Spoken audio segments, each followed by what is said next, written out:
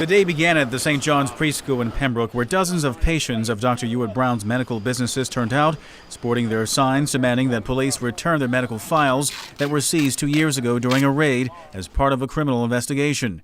The medical files of more than 200 patients were seized by detectives during the 2017 raid on the Bermuda Healthcare Services in Paget and the Brown Darrow Clinic in Smiths.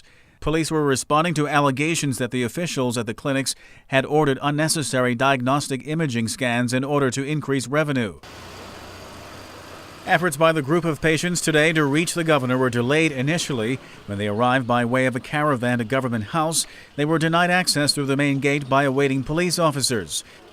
After minutes of negotiation, the convoy was told to proceed to the North Shore entrance of Government House, where eventually a small contingent of representatives was allowed to enter the grounds to have an audience with Governor John Rankin, who has responsibility for policing in Bermuda.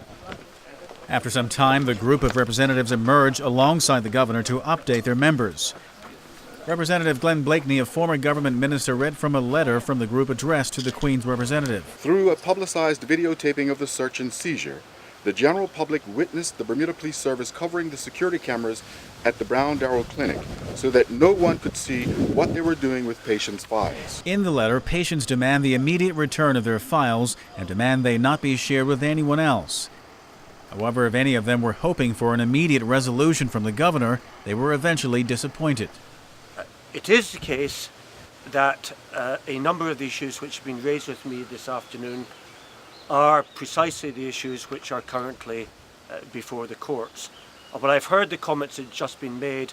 I hope you will understand that as Governor, it would be improper for me, as for anybody else, to interfere and intervene in matters which are currently sub judice before the courts.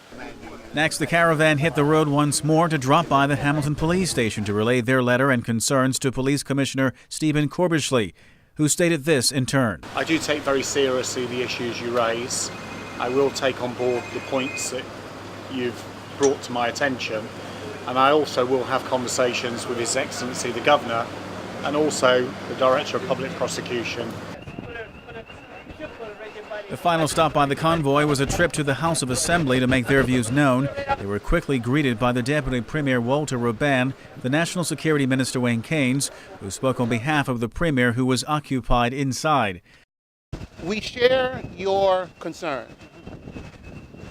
We, as you well know, were as appalled by the instances that did result in the actions taken against a certain Bermudian business. One of the beautiful parts about living in a democracy is that everyone has the ability, the opportunity to stand when things affect them and when they're disquieted.